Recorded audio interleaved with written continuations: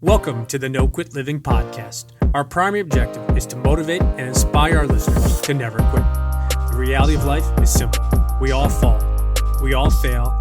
At times, we get knocked down. The question is, do we get back up?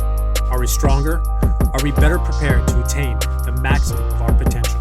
Thank you for joining our No Quit tribe. As you go for your greatness today, never quit. And remember, we rise by lifting others up. Welcome to episode number 332 of the No Quit Living podcast.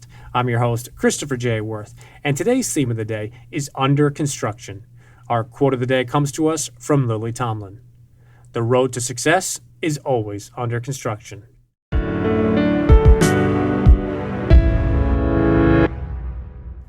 Before we begin today's episode, I just want to both thank and acknowledge you, the listeners. I truly appreciate that there are thousands upon thousands of different podcasts you can listen to, and it is an honor that you listen to ours. I had a blast connecting with Dennis Stanton. As a high school athletic director, he has had his fair share of challenges and obstacles to deal with during this pandemic. He brings a lot to our conversation today, and I hope you enjoy the episode. Dennis, I'd like to welcome you to the No Quit Living podcast. Thanks for having me. Very excited to be here. It's always fun to return the favor and honor, and I was on your show a couple weeks ago, and it was a blast and one of the most fun podcasts that I've been on, so definitely we'll touch on that. But first question I have to ask you is, are you ready to positively impact at least one person today? Yes, sir. The number one objective of our show is to motivate and inspire our listeners, and I was curious if yourself, you have either a no-quit story or perhaps a challenging time where you could have given up or given in, but you didn't. Sure. I think it's a great starting question because I think all of us are faced with options. I think with every decision, there's two ways to handle things. There's a right way, there's a wrong way. There's sometimes a hard way, there's an easy way. And I think when I look back on my life, there's been many decisions that I had to make, and I didn't always make the right one. But one thing, when I think about this question of quitting, is when I was a junior in high school. Basketball has obviously been an interwoven fabric throughout the course of my life. Both growing up in high school and college and then professionally as well. So it was my everything, and I put everything into it. And I'll never forget my junior year of high school. I played at LaSalle High School in the Catholic League, a very good high school basketball league. And we were doing really well. I was starting as a junior, and I was excited to start as a junior. And I was averaging 12, 13 points a game. We're 10 games into it. I think we're 9-1. And I'll never forget my best friend. He was suspended. He's still my best friend to this day. He was suspended for the first half of the season, and he came back January 1. And in the second half of the season, and I'll never forget, I started that first game. He came in, he had like 20. Next game, I probably played half the game. And then the third game back, I barely got off the bench, and I didn't play the rest of the season. And it was so hard each and every single day because I think in sports and in life, we often compare ourselves to others, and we keep score. And the way that I kept score was I knew that I worked harder than everybody on the court. I knew I put all the time and the effort in. But the results were not coming. And I'll never forget coming back from practice with tears in my eyes, going to bed at night upset, and really just searching for answers. And when I look at that experience, my parents, I give them a ton of credit. I was blessed with two amazing parents that understood the importance of sport and understood the importance of failure. And they never made excuses. They never said, we're going to talk to the coach, or we're going to talk to the AD, or you should talk to the coach. The question was always, what are you doing that's not getting you on the court? What are you doing where he's just a little bit better than you? And that truly inspired me to have a monster offseason. And some of it was to prove that coach wrong, which I don't recommend to anybody. I think it's better to have, your own personal accomplishment, your own personal goals. But man, did I want to prove that coach wrong. And so that's a no-quit story that stuck with me, that enabled me to then be, an all-Catholic player and, lead the team in scoring the next year and go on to play in college and play professionally. But I look back on that experience as such a pivotal point in my life, not just basketball wise, but, being able to demonstrate resilience in other parts of my life as well.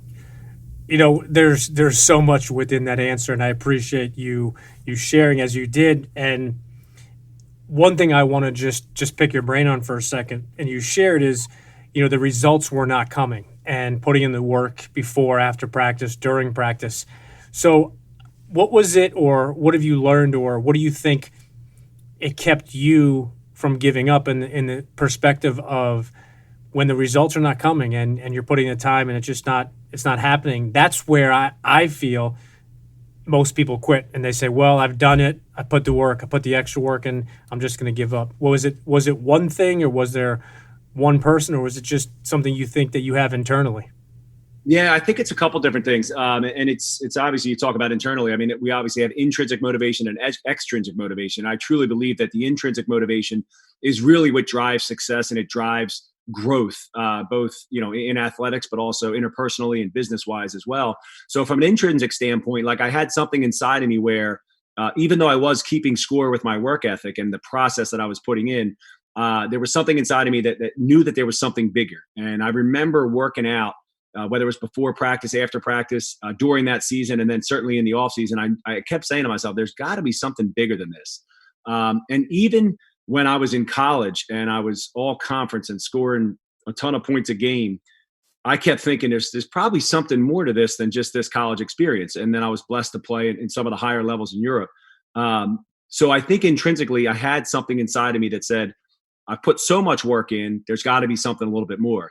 And then extrinsically, which obviously everyone has different motivators. And I challenge your listeners, I challenge people that are listening to this to find something. And it's not always going to be this perfect coming to grace that, now I'm not going to quit, that I have this something inside of me that's not going to let me quit. Like I grabbed onto, I wanted to be better than my best friend.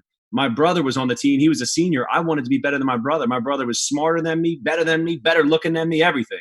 And so like he always beat me in sports. So like extrinsically, I wanted to beat him. And that was my whole life. I wanted to prove him wrong. So I think there's such a delicate balance. I know Steph Curry said the other day, I don't have anything to prove, but I have a ton to accomplish. And I think powerful quote because, when you're looking to achieve something and accomplish something, you can really relinquish to that process more than when you're trying to prove something or prove somebody else wrong. So I think for me, it was a couple different factors that enabled me to really to kind of dig in and grind. And I'm so thankful and blessed that I did that. I don't think I'd be doing what I'm doing today, or I don't think I would have made money playing basketball if I didn't have that kind of epiphany and have that resilience, at 16 years old. Yeah, and I love that quote by Steph Curry. And I think to your point, it's the internal and external perspective. It's what drives you. It's what other people are doing. And I find it challenging when somebody has a very black or white opinion where it's like, okay, this is the way to do it, or this is the way you don't do it. But what you said really stood out to me because it's different things for different people. Motivation is not one thing. It's not the same thing for everybody. And there's nothing wrong with wanting to be better than somebody in regards to a performance. There's nothing wrong with wanting to be the best at something. But I think where things go kind of off a little bit is when you want to be that person, right? When you want to be like, okay, I want to be exactly like this person. You can emulate them. You want to have their success on the basketball court or in the classroom or in business. But I think it's important to really tie yourself to those things that motivate you because, as you know, motivation doesn't last in the sense from a coach saying to you, all right, let's get after it and have a great practice. That works for the first 5 minutes, but then when you're running and you're tired, you got to have something else that goes into you. And I think you touched on some really powerful points. The one fun question we ask each guest is if you had to define yourself, but you could only pick one word, what word did you pick? One word. I'm gonna use a hyphen. I'm gonna use two words. I'm gonna say under construction, and there's a hyphen in between under. I don't know if that is if you can hyphenate that. I was an English teacher at one point, but under construction. I think for me, like I'm constantly evaluating myself and auditing what I'm doing as a father, as a husband, as a business owner, as an athletic director, constantly trying to find different ways to add more value to people and to add more value to our business. And, I truly believe that's, it's obviously we hear about growth mindset that, I want to grow each and every day. I'm scared to death of doing what I did last year from a business standpoint or from an output standpoint as an athletic director. And so I constantly view myself as being under construction and trying to grow and trying to get better because I feel like with that mindset, like really our potential is limitless. And I think we limit ourselves when we set goals, reach them, and then just stop. I think having that mindset of continually growing, is something that I try to espouse as much as possible. No, and I think that that's an interesting word choice, under construction, but how you described it, I think it matches you perfectly. So speaking about goals, something that I've become fascinated with over the last couple of years in regards to who sets goals and what type of goals do you set. And it's interesting because you could literally Google, setting goals and the value of setting goals, and you will literally have all different answers from all over the universe where people say you never do, you always do, you need to have three, you need to have five, you should have 10. And it's really interesting. Where do you fall on that spectrum, and do you believe in setting goals, and if so, how do you monitor them moving along? Yeah, it's an interesting question. It's something that, again, under construction, I'm constantly thinking of different ways to both articulate the goal, write down the goal, different ways to use it. And I would say that I've never really been a person that writes down my goals. I would say that I try to create mental images of the goals. Like when I'm praying, like I start every day in prayer, and as I'm praying, I'm trying to create the images of what I want out of my life. One of our, my goal for this summer is to have 2,000 kids at our camp. Pre-COVID, we had 1,800. So my goal is 2,000. My goal for my family, my goal for my children is that they work hard and that they're nice to people. So I try to, as I'm praying, I try to visualize my kids going about their day and working hard and being nice to people. Two very simple goals.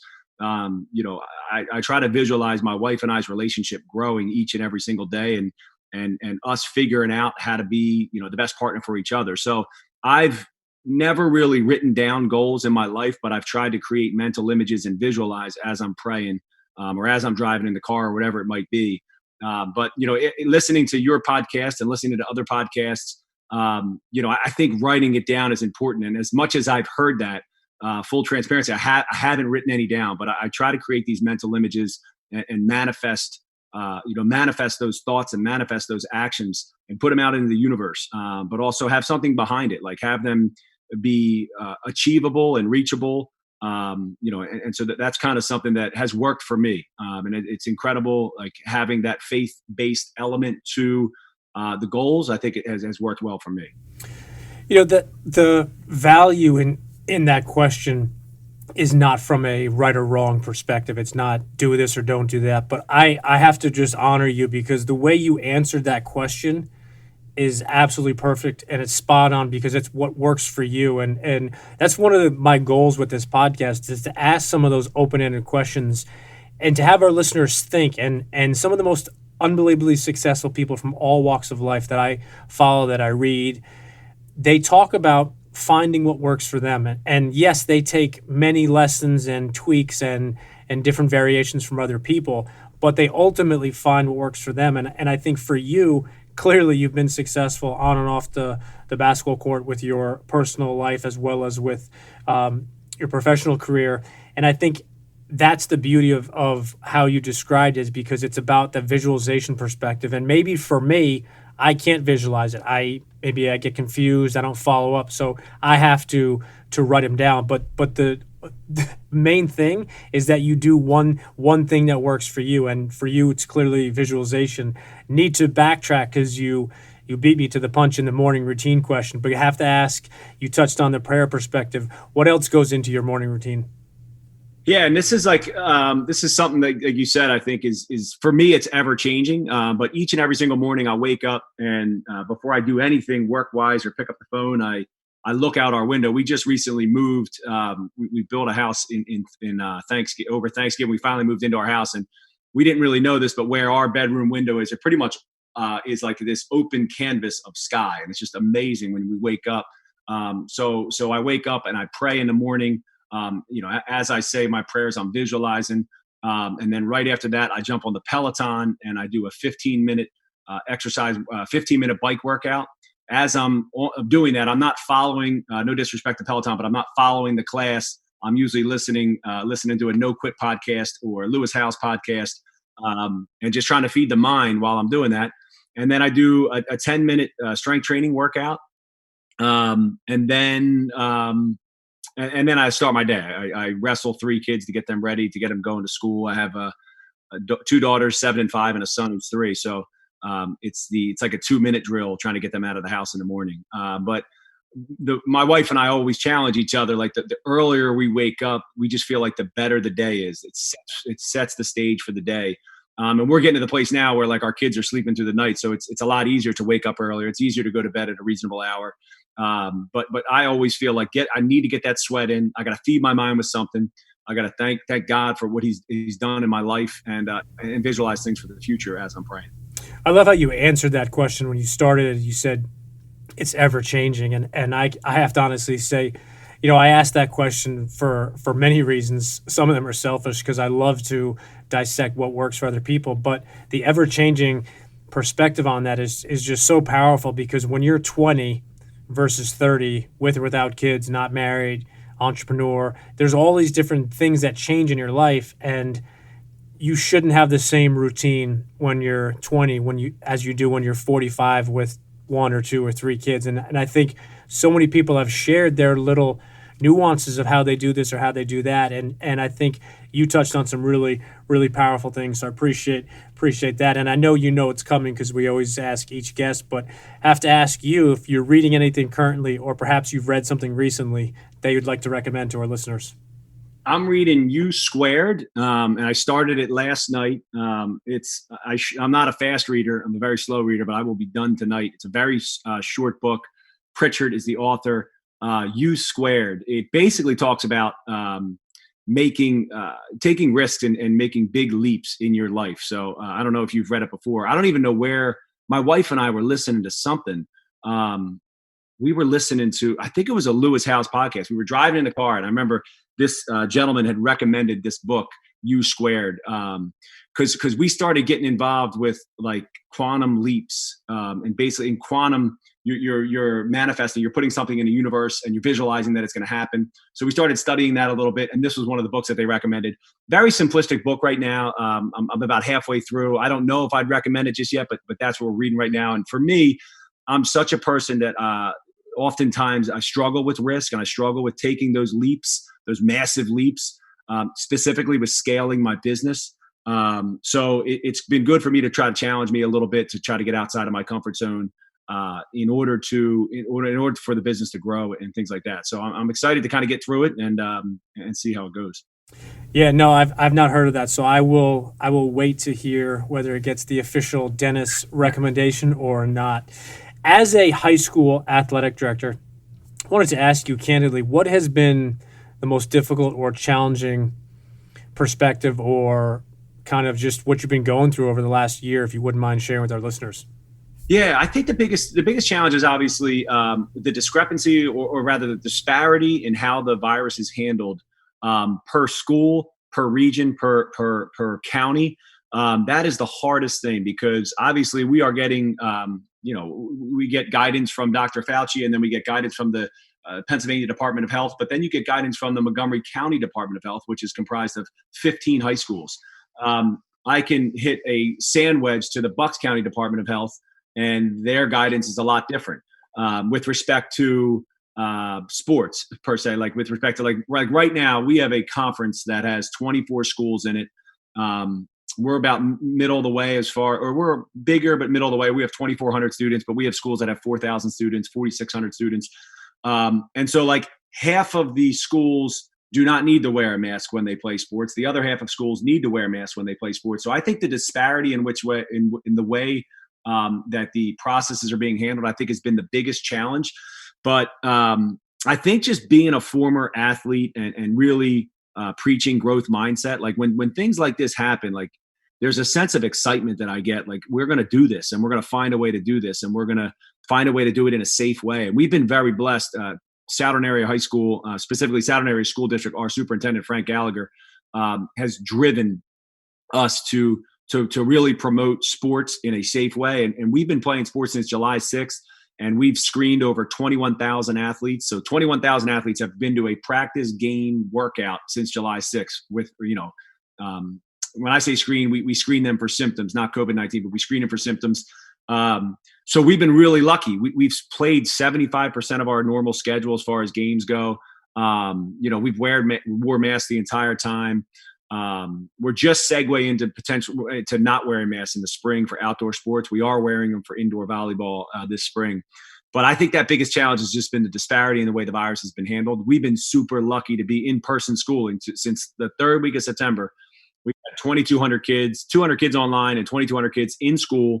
You can't social distance in a classroom of 31 or 30, but it's been an absolute blessing. And I know people are going through very tough times when it comes to schooling and schooling online. It is a hard thing for teachers. It's a hard thing for students.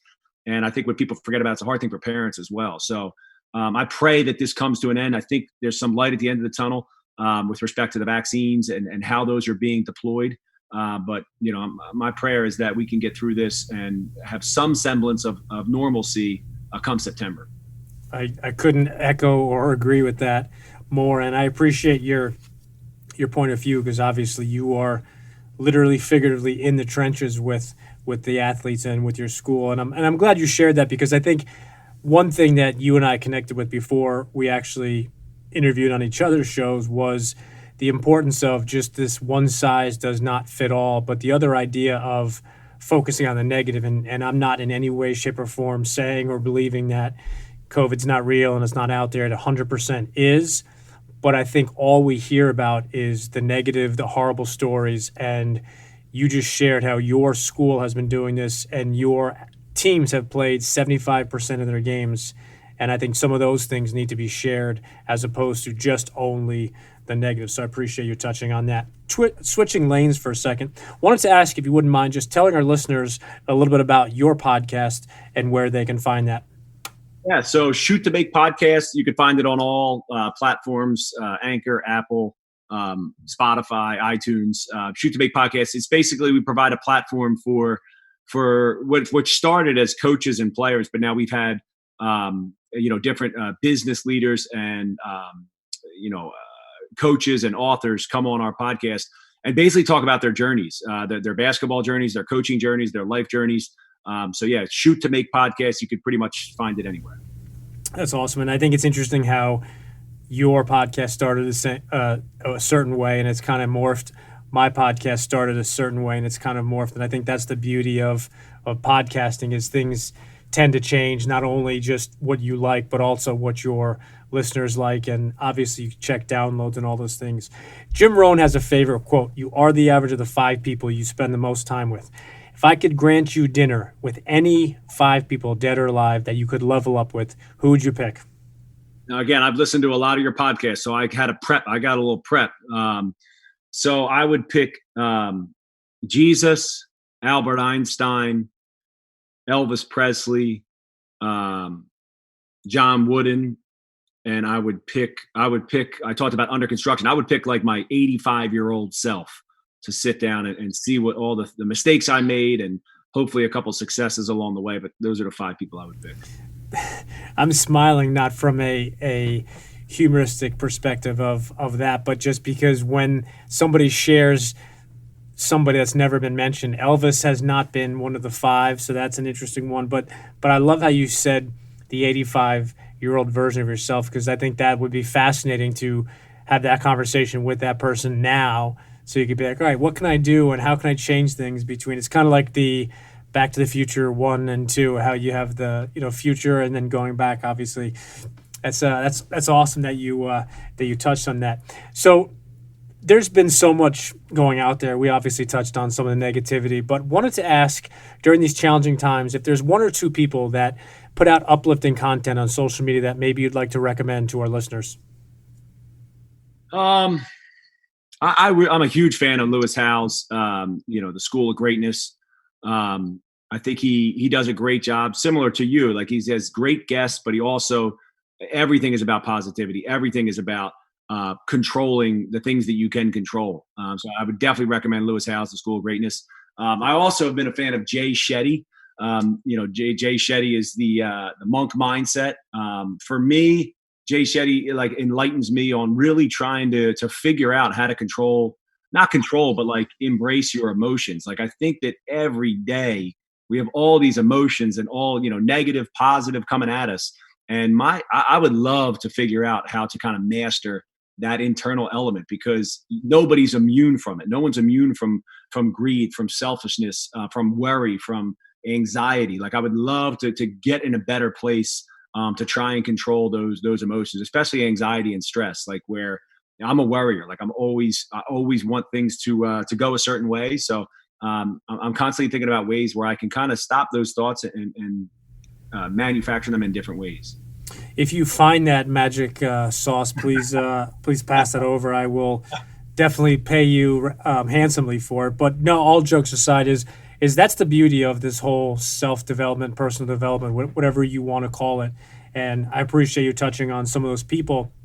And the reason I asked that question is because, to your point and to part of our conversations, there's so much fear, anxiety, negativity. So if there are people or companies that are putting out that uplifting stuff or that material that allows you to become a better version of yourself, but also limit some of those thoughts or change them more from negative to a little bit more optimistic. So appreciate you sharing that. We are going to flip over to what we call our hot seat questions. And as you know, the only request is you spit out the first thing that comes to mind. You got it.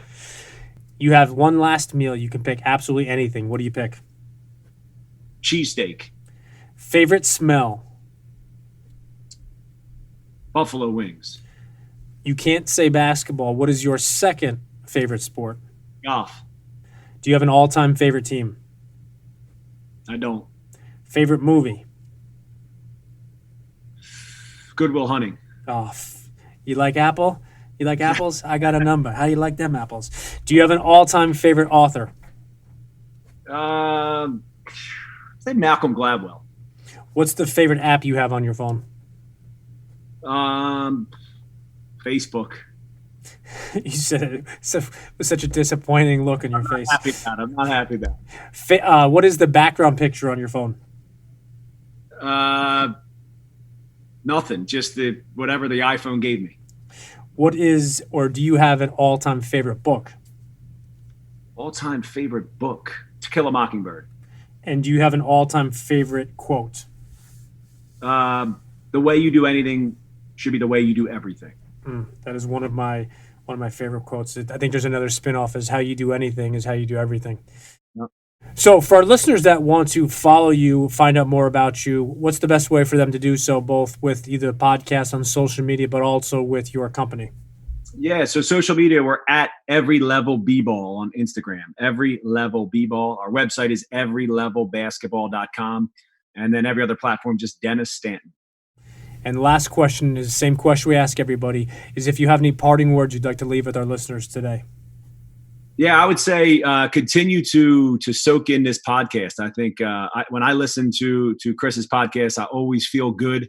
The one thing I love about these podcasts is the guests that you bring on, and it's an absolute honor to be on here, given the guests that you've had on this podcast. But the guests you bring on give practical, tangible advice that I've benefited from. So for your listeners, continue to listen, continue to share this message. I think it's only going to be a better place if we continue to share this message. So I appreciate it.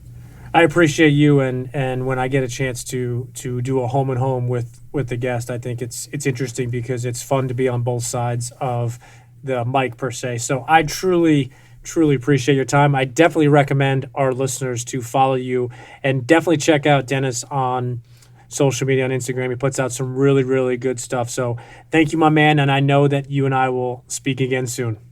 Yes, sir. Thank you.